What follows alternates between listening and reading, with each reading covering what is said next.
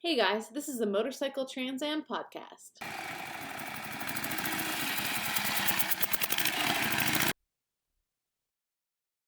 A big shout out to all of our sponsors who are just as passionate about keeping this sport alive as we are.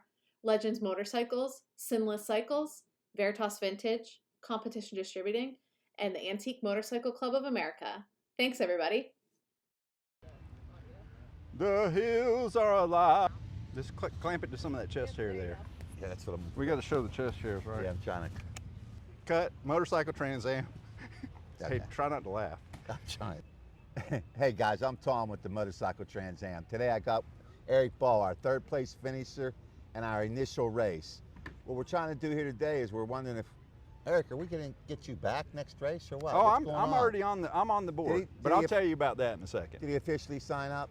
Yep, I'm on there. So what would you ride in the event here in Well, 28? the problem that I've got, Tom, is I've got 6 bikes that qualify. Well, over 100 years old, right? I would like to ride a different bike than my 15 Harley, because that bike is just so, it's like my third arm. You know, I'm just in tune with it. But the problem is not to get into this too much. I moved to be near my mom this year, Right. and I don't know that I have enough time to get another bike ready. Some of them are running, but they're not well enough to go all the way cross country without more work. So I mean, maybe 15 again. With the 15, although all kidding aside, I mean that's absolutely a bike that can win the race. I know the Hendersons will always be a factor, you know, because when we're talking about the early bikes, it's going to be. This could be a year a single could compete, but it's always, for sure. It's going to be difficult, you know, to come out there and win with a single. But I think what you're going to see with the Harley guys would probably be more of the early twins. 15's a pretty early twin. If any of the Hendersons were to fail. I was kind of in the middle of them this year. You know, I was in the middle of that whole pack. Well, it was the oil stain on their perfect run. I'm sorry, but. No, because my bike does leave oil stains, right? Well, that happens, but those guys, they're always dialed in. They got, you know, they got Mark and Loring on that team, and 100%. They're always going to be a tough out. Yeah. But I really do believe that, you know, an early twin, or of course any single, you know, if a single was to make the miles, a single absolutely, you know, has the potential to win the race. Yeah. But you know, I don't see why you wouldn't come back out with the 15. I think you could do well with it. I actually have a bike I wouldn't mind doing, but I think it would destroy the bike. It's a 1909 Excelsior single, belt drive, but it's an original bike. And the thing is like a toy, but it could do it, maybe. It only goes 35 though, and I'd be like, what was her, Cat? On that little Thor she was on, and I just don't want to be riding that bike for 12 hours a day. Yeah, she was on it 13 hours one day. 13 hours. Well, you know. I'm not that tough anymore. But here's the thing. Cat left the race a legend. All right? Yeah. I mean, we was all like, I was blown away. I was blown away. And Kyle, I mean, he was awesome. When that day he rode that 360 day, that's a tough day on a single. I don't see how you can, you know, number one with her, she's out there first by herself early in the morning. They were all over it. It's still dark. Yeah. You know, no, tremendous They were job. hardcore. No, they're hardcore. They proved to me that they were the real deal, you know. Yeah. And I think, you know, with this type of event, you know, you're going to see who's really about it and, you know, who's not, because you're certainly going to have some challenges from time to time. What was your biggest, did you have any day out there, you know, where you felt like, boy, oh boy, I'm up against it here? Not this particular run. I mean, it was challenging. You know, it was a challenging ride for sure. It was a difficult course. But this year, you know, I've done some previous long distance cross country stuff. This year went actually pretty smooth. I was kind of pleased about it, because you don't know, because what I did this time that is different from my normal operating procedure is I've run on this bike before, and usually after I do these 5,000 miles or 6,000, when you figure break-in time and stuff, I usually tear the bike completely down before I do the next one. Yep. So this time I said, I'm going to do an experiment, because I think my thinking is flawed. I said, I'm not going to do anything to that bike. And I rode it across the 21, except I broke my forks right at the very end there, you know, like the last couple days out. And I said, let me just see if that bike will go without me going in it. And I went, and it went. And I'm sitting there thinking, now maybe I should try that again and just see how many times I can go without like even opening it up and looking in there. Well, you know, I think like if you look at the motor drone, you know, when you go out there and race that style race, Yeah. you're really, really pushing that bike hard for a really short period of time. Whereas with what we do, yeah, you're out there putting miles down, but you're not really, you know, you're not really asking the bike for everything it has. So it's not as stressful on the bike as like a hard circle track race or something like that. But that's a lot of miles. I mean, you know, that's a lot of miles. Yeah. You think you need to look at it. Yeah. The 09 single would be fun, a belt drive, but it's a tiny little bike. Right. And so the 15, because kind of what's happened with me, and I don't, you know, if you're brand new to riding this, I think that you should come in with a different mindset than I have now. I'm just so comfortable doing these at this point that a lot of this is it's a personal competition to get it all the way across and get all the miles. Yeah, of course. But also to see all the scenery that, you know, places that I haven't been before. It's super cool. Yep. And I'm really, initially, you know, you guys said you're going to go across the top again. And then I was kind of like, I'm done. Because I figured it might sort of repeat some of 18.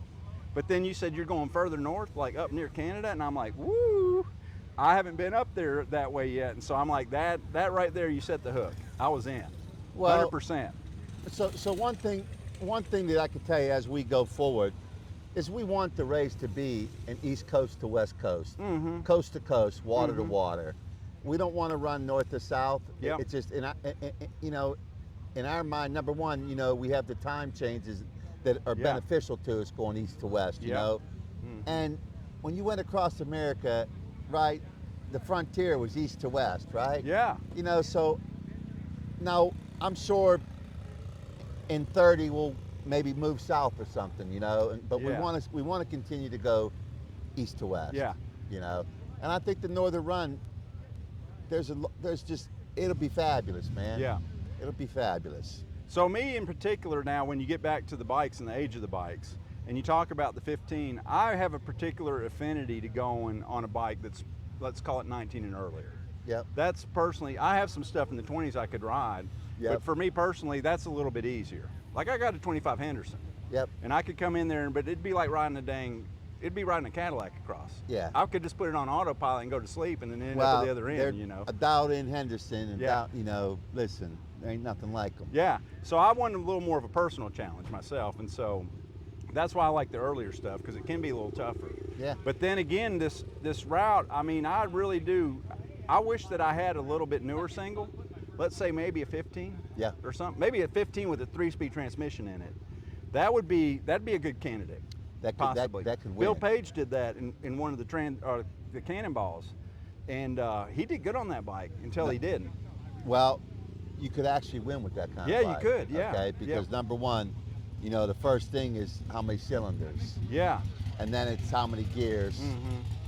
Well, of course, the first thing is the age of the bike, how many years old it is, but you could potentially win with that.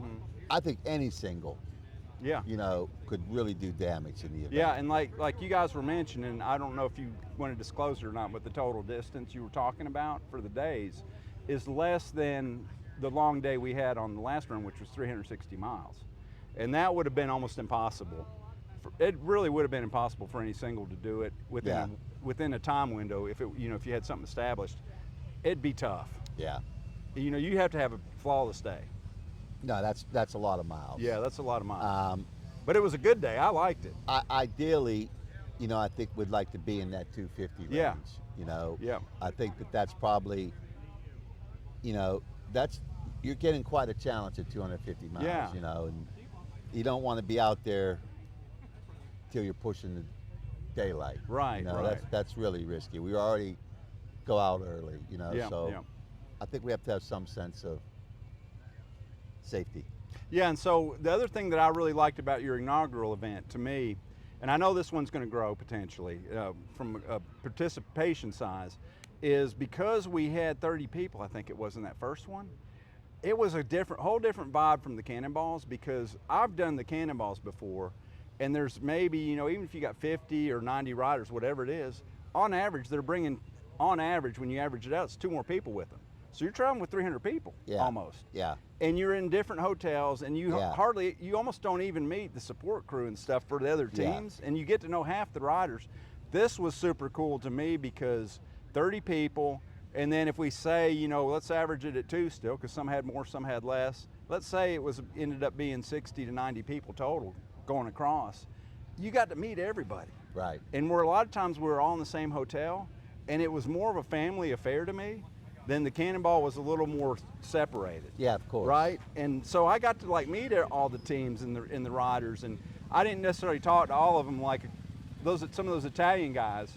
I think a couple of them didn't speak English maybe. I thought they were great, but I never really sat down and had a conversation with a couple of them. A couple of the mechanics did not speak English. Yeah, but I would like to have a conversation with them. They was as fun of a group that's ever come in, okay? Yeah.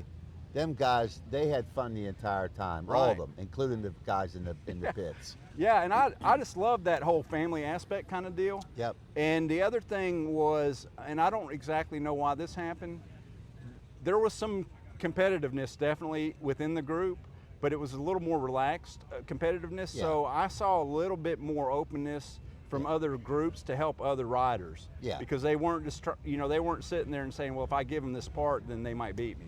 Right. No, so it was a little more. I think open. The one thing we wanted to do was kind of tone down the rules. Yeah. Okay. Yeah. Because at the end, we are number one wanting to have a good time. Mm-hmm. You know, and of course we want to have great scenery. You know, any of us that ride want to have scenery that you know that's really worthwhile. But that's probably for me. Them are the first two things on board. You know, you want to. It's got to be enjoyable, man. If it's not, if we have all these little tight rules, you know, tight checkpoints. Yep. I don't know. I'm not about it. Well, some people are not real good with that. I'm okay as far as I can handle that kind of stuff, but some people have trouble with it. You're absolutely so I get right. why you maybe take that out because you know, a good percentage of the crowd has trouble, and even with the navigation stuff. Like my number one thing that I tell people that are doing this for the first time, if you're following a paper roll chart, I said, if you're riding with a buddy, I said, you absolutely need to be watching the turns, even though he may be in the front. No, you have to. Because I have watched more people zing off because the lead guy missed the turn and they just go off. They didn't know. And I'm sitting there honking on my little klaxon horn trying to say, hey, no, the turn's this way, but they can't hear me because that horn's like a bicycle horn. Yep. And they just zing off, and I'm like, I can't catch them to say, hey, you just missed the turn. So I just go, and I'm like, maybe I'll see him tonight. Understood. Who knows? But that is the problem with that, you know. Yeah. I mean, you need to turn, when you're riding, you have to. You got to follow the route. You got to go turn by turn. Yeah. And you guys did real good on the route this year. I was pleasantly surprised because it was the first time, I guess Sean mapped it out and you were with him some, but guys that have ridden these things, and Victor Bucock and I talked about this, before this thing happened, I said, if they put a wrong turn in here, the whole thing sunk. Like if you said turn left here and then you're going 50 miles before the next turn, you'll end up in the wrong state. And so you guys did a great job with the route as far as the scenery itself, but with the directions, because that's complicated. Well, Sean and I actually ran the entire route. Yeah. You know, and we ran it on 2 occasions. So. Yeah, but that was a little risky because, you know, the other event has always used John Klassen, who's impeccable, right? And so you're doing it on your own, and that just was ripe area for a potential error. Well, so I was very, very pleased that you guys pulled that off. You know, that was awesome. That was Sean, really, with the computer. You know, at night he'd go back. We would go into the community and make notes, you know, and then we'd pass it all to Kelsey. You know, Kelsey would decide, you know, reach out to the local folks and see what we could do in a particular community. But it was a good route too. I really enjoyed it. I saw a lot of stuff I hadn't seen before. I think the real thing for us is Sean and I are both riders. Yeah. So we could go out there, like we took some stuff out back east. I'm like, Sean, the singles will never pull this, man. Yeah. We took out the bulldozer road, right? You know, because the singles were going to get crushed.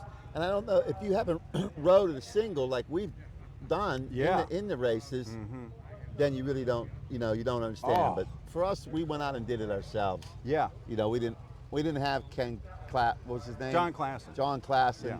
And we couldn't afford him. Yeah. But this was good. Now where you got me good though, you guys got me good. I couldn't believe it. that Wolf Creek Pass, you know, we've done that before. I know. And I was like, okay, Wolf Creek Pass.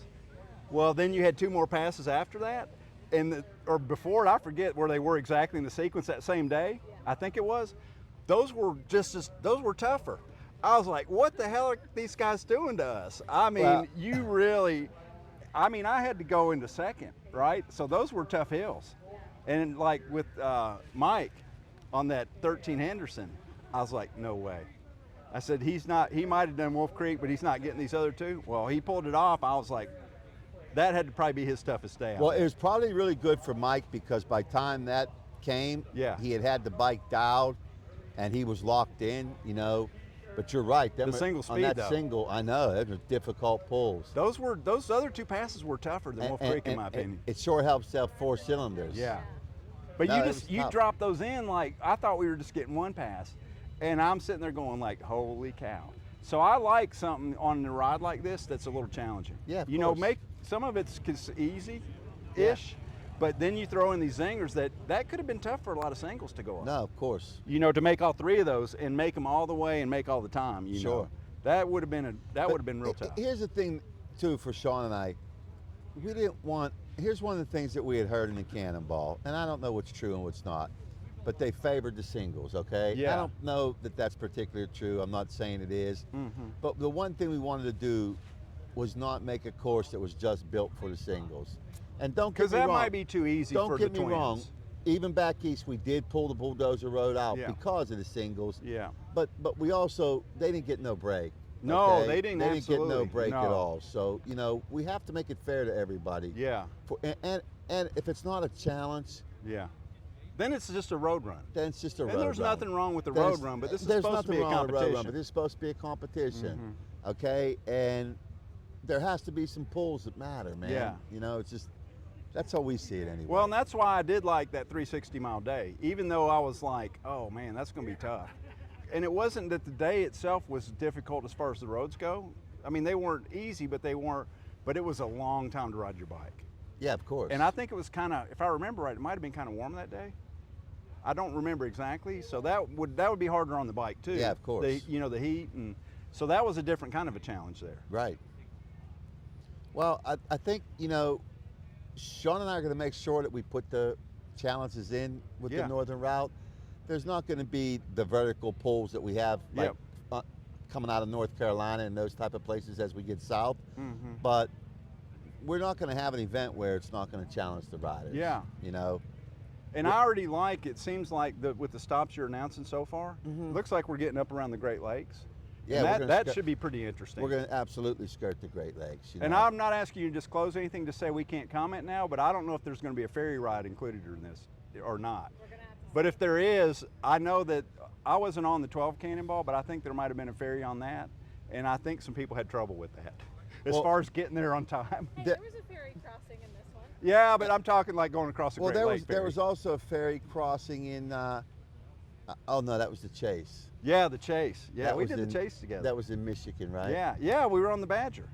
Right. That was cool. right. Yeah, right. that Badger was cool. Put the bikes Yeah. down there. I'd never been on anything Yeah. like that before. Yeah, that 4 was hours. pretty cool. Yeah, that was cool. That was a fun ride. Yeah, no doubt. Yeah. But again, I think that, you know, for us, there will be an increase in riders because, you know, obviously a lot of people want in and we are going to cut it. Yeah. You know, we're not going to allow it to ever get so big that it's not manageable. Mhm. And we understand the camaraderie thing. Mhm. And the smaller we have it, you know, the more that we have. Mhm. I think as we stand now, you know, we'll be in a much better position. And I don't know what our exact number will be. You Mhm. know, we're still 15 months out or 16 months Yeah. out or whatever. But we like the direction that it's all headed. Yeah. We love the input from the motorcycle community. It's been extremely positive. You guys that raced in the last event put a good word out there about how good it was. So I think I think the growth has been really about what we would expect, and it's been pretty solid, right? Well, so, you know, I think I told Sean, I don't know if you heard me, but, you know, I saw Chris Stribby back there. Yeah, right. And I he's heard got the his story. Excelsior, Yeah. you know, that single. And I was like, Chris, you got to. This is the he one. said, I'm out. But then I said, well, this is, you Chris. could win. And then he's like, maybe. Chris, this is the You one. gotta do it, okay? Chris. In 18, I was with you. I remember that was where I met you.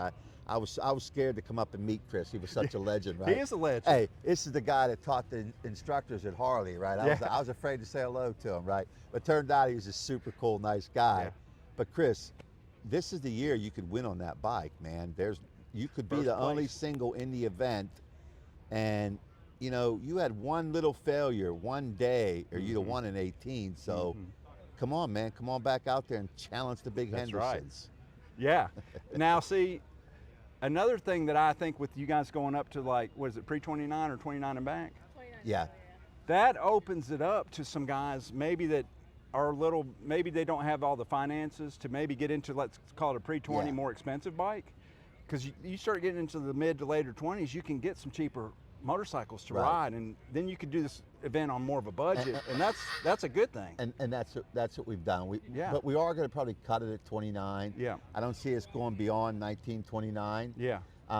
You know, we want to stick in the JDs. That's as high as we want to go with, because I think it lessens the challenge when you come out of that. You know. Well, so I have kind of a comparison on that. So my first Cannonball was a 14 Cannonball. Yep.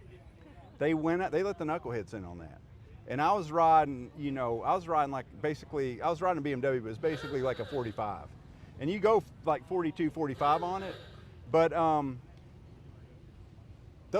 we were going 40, 45 miles an hour, and Doug Jones was riding an Indian Scout going 42 or something. With his clinchers. Yeah, and then these knuckleheads were going by us doing 60 and 70. Yeah. And it kind of diluted that race a little bit. Listen, that's not what we want. It was like there's two separate events happening. Here's the thing. What happens is, we have these unwritten rules in the race, and that rule's simple. Let me just give it to you. We're on a 2-lane road going across America. I look in my rearview mirror and I see another bike that's in my event coming up on me. The ethical thing to do is to move over to the slow side of the slow lane. Yeah. Okay, and let that bike pass you. In the lane. In the lane. Same, just right by you. Remember, when you're on an earlier bike, not that it's hard to move over, but we move over for each other. That's But when this guy comes out on the course and he's on a new bike and we move over and he comes flying by, it's not the best feeling. Okay, number one, you're not expecting that. We would prefer to just have our bikes on the course, so to speak. Yeah. But it is public highways. Yeah. And we don't control them, so there's always going to be them little hiccups. But all in all, I think for the most part we had pretty good success in our event with that. Yeah, and then Kelsey and Sean, they did a great job.